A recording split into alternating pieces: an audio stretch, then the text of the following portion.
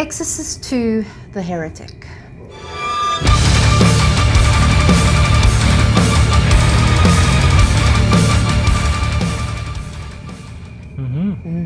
The sequel that many people feel shouldn't have been made. Yes. However, also, we struggle to actually see it. We finally got to see it, yes. And it was not as bad as I expected it to be. No, it was much better. It was a whole lot better than what I thought it was going to be, and also based on reviews. Yeah, and it's just general. And I actually remember that when I saw one section of it at a friend of mine at Werner Offner's house, who had the Exorcist and Maniac and Texas Chainsaw Massacre, those movies these folks brought in from Europe. I remember I think they rented it, and I popped into the house and I saw this one section. It was like when there's locusts flying. Yeah. And the movie was made in 1977, so it was about 4 years after the original movie. And we actually just mentioned it now that we thought it was actually quite a long. You'd expect them to kind of jump in and cash in. It's not like now. But I guess it's a case of that movie the original was probably in cinema for years. Yeah, I would imagine. Because it didn't have VHS even back then. No, and it was such a popular, the original. Yeah, well, the first one was such a popular movie. It outraged people. Yes. If you haven't seen the original Exorcist, do yourself What's a favor. Wrong with you? Once you're done here, make a plan, watch it. It's basically about a child that's possessed and priests that try to save a soul. That's the gist of it. And this sequel... What I really enjoyed about the sequel is that they really got close to the demon Pazuzu. Pazuzu's very dualistic kind of a demon. He's got a bad side and he's got a good side. It's very a protector of pregnant women and of childbirth and children, but he's also a bringer of dangerous wind and locusts, which causes famine and destroys crops and things. And I really enjoyed that element of the movie, and I loved that they explored into Africa. And I've got this theory that the movie was not well received because of that. Because people are basically racists. It's very possible. And Richard Burton plays a priest, and he gets involved with Linda Blair, Regan from the original Exorcist. She's older, and she's basically seeing this therapist who's got a brand new sort of technique, which is maybe that element seems maybe a little bit far-fetched. Yeah. But well, it's like a hypnotism. Yes. Linking your brains. It's plausible, but I mean, it is a little bit maybe out there. No, but it's people. Horror and fantasy gets entwined. And the priest meets Regan through the therapist. Yeah. Yeah. And then, she's sort of, her whole experience from the original Exorcist is kind of put in the back of her head. But then, things start coming up again. Especially that hypnosis treatment. Yeah. I think brings a few things to the surface. But now Richard Burton's character, he needs to Father Merrin, who died in the original one, in order for him. Is it at the Vatican? Did you go to the Vatican? Went to the Vatican, yeah. The whole history around Merrin was tainted. Yeah. And they said that the Vatican had the story that he was actually a Satanist. So this priest wanted to go to sort of exonerate his legacy.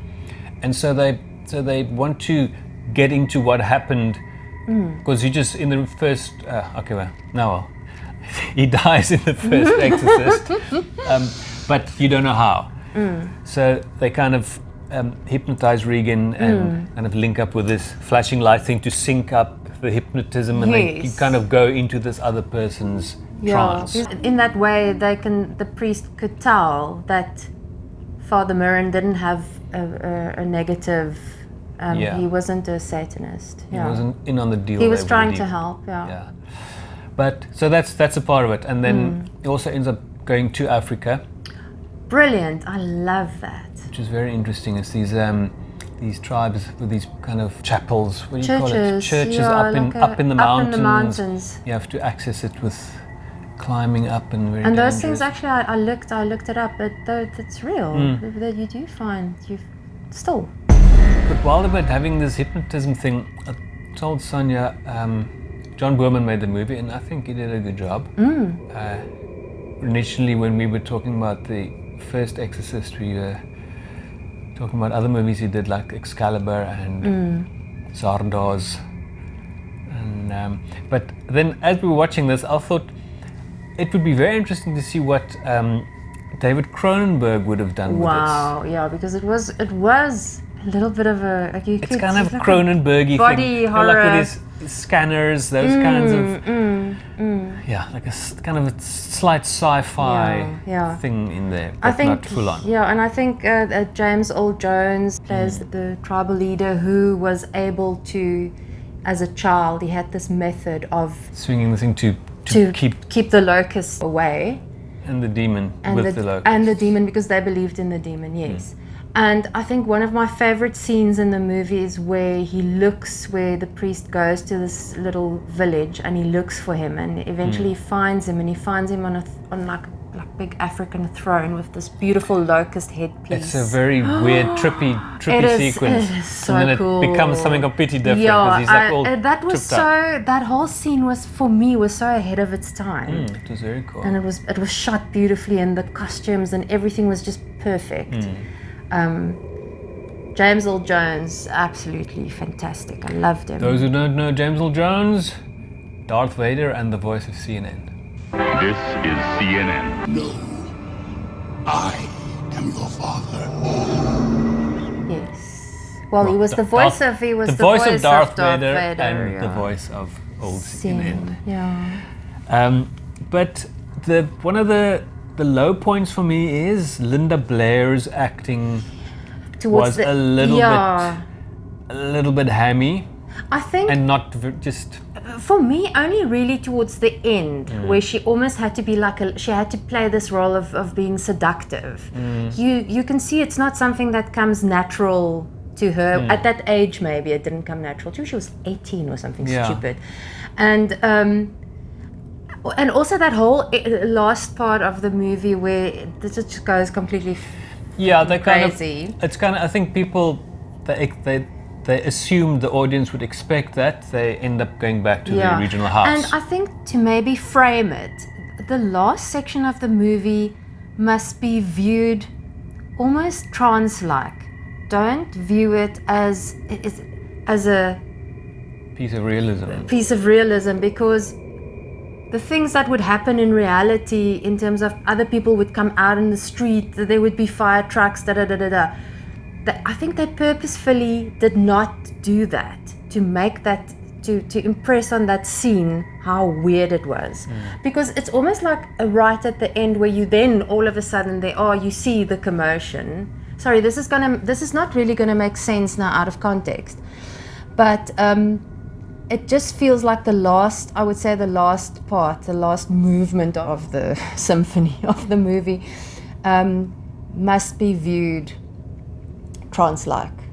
You're going to get the best out of it if you look at it that way. The third act. Yes.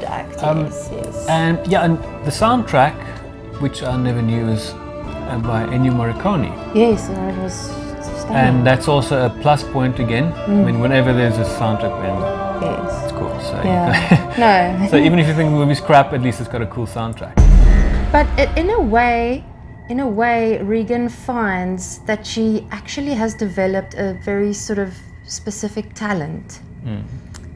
Something that she's learned that she can use in a positive way. And I think that puts a nice spin on her whole experience. And she's a very sort of uplifting character in this movie, whereas in the first one, I mean, you liked the dresses that she was wearing in this as well. She's beautiful in this movie, and her character is just so beautifully written, and it's full. Whereas in the first one, you basically saw her possessed. It's like in this one, you see more of who Regan really is. And that was also nice. And some nice shots and interesting scenes. Locations, yeah. Like this balcony on this Skyscraper, apartment yeah. building. Yeah. Cool looking places, and it did. I mean, it's 1977, but it didn't feel very 1977. I must say. The movie in its totality is actually quite trippy. Yeah. Yeah. Maybe it's that 70s vibe, and also like the weird architecture, and everything's like high up in the sky, and it's just a very different sort of vantage point that they sort of hammer on in this film. Yeah, I guess it's also, I mean, the parallel with those hillside chapels built up in yes. Yeah. But yeah, it was surprisingly not bad. No, I loved it. I actually loved it. There was a few moments that was a bit, but the majority of it I loved. There were quite a few dodgy There's spots. enough to enjoy and to really sort of get into in this movie. It's got flesh. Yeah. And also the Richard Burton character, the movie opens with him at like kind of an exorcist scenario that goes wrong. It has aged. It is a bit hokey. I mean, the acting is a bit hokey in places, but if you can sort of get past the fact that it's an older movie, I think you can really enjoy the movie for what it is. And Louise Fletcher plays the therapist. Yeah. For some reason, I assumed that she would play Ellen Burstyn's role of the mother, because they look similar. But the mom character isn't in it at all. She's on location shooting a movie, and Regan and her nanny or is her au pair or whatever. Yeah, it takes a few dark turns and twists. There's a scene towards the end that's very the nanny. Yeah, but also the one sequence where they sort of going back into this hypnosis state where the woman's heart starts giving in, and they have this double exposure of the possessed Regan character, like sort of grabbing her heart. It's brilliant. It was so really cool. brilliant. Yeah. No, I loved it. It was very interesting visually. Story-wise, it was good. I loved the whole focus on the African tribes and the locusts. I thought that was so clever. Those blue screen locust flying was a bit... No, of course. I mean, it did age. Back projected looking. But that's what I'm saying. If you can get past the fact that it aged slightly and... Oh, not slightly, it aged a whole lot. But I mean, it's very pre-digital. And I love the fact that someone actually bothered to go look at the mythology around Pazuzu. It's a very interesting character, actually. Score-wise? I'm going to give it a 7. Same here. Yeah. Yeah, surprisingly not bad. It's good. Actually, you know what? No, I won't give it a 6. Okay, no, 7. Yeah. For what it is, and as a follow-up. And like we said with so many other reviews, like the Texas Chainsaw Massacre, you know, the boots to fill when it comes to the legend of the original Exorcist, to kind of have the balls to take it on. Yeah, and also... Not a remake, but you know, a sequel. A sequel. You're taking this property that people are such fans, and it's to try and you can never outdo it, so you will always be criticized and say, oh, it's crap. And I mean, they put a completely different spin on it, but which I loved. Yeah. I think if you don't like the spin they put on it, you're not going to enjoy it. I loved it. Yeah. But the one that Paul Schrader made, and then they had where they unearthed the temple. Yeah, it's somewhere in Africa. It's somewhere in Africa, yes. So it's usually it's kind of a location that doesn't really get too much of a horror touch. So it was cool to have our old continent dragged into the horror a bit. I tell you, our old continent is full of stories. Now there are too many real horrors.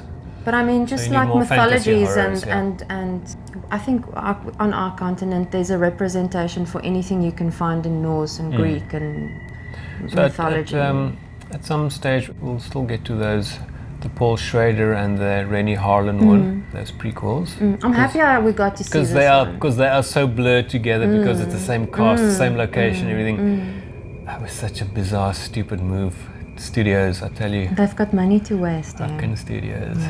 Suits. Goddamn suits. If you haven't liked this, or subscribe to our channel, Yes. please do so. Please do subscribe. Drop us a comment. Check out our merch page. Yeah, we've got such cool merch. Got some cool Even if you just horror like stuff. us for the merch, it's good, it's fine. Yeah, man, go and get it. Yes. We'll get back onto watching more stuff. We've got quite a backlog that we have reviewed that we will be popping out. Just need to get time to edit these things because it takes time in between all the other shit we have to do. So we'll be doing that soon. But as you know, every Friday you'll get a review and extra bits whenever we get to drop them. Probably got another trailer reaction or something coming up as well. And soon we'll do the some more of the book reviews. And thanks to those people that are supporting us. We really appreciate it. Yeah. We'll catch you next time. Bye. Ciao.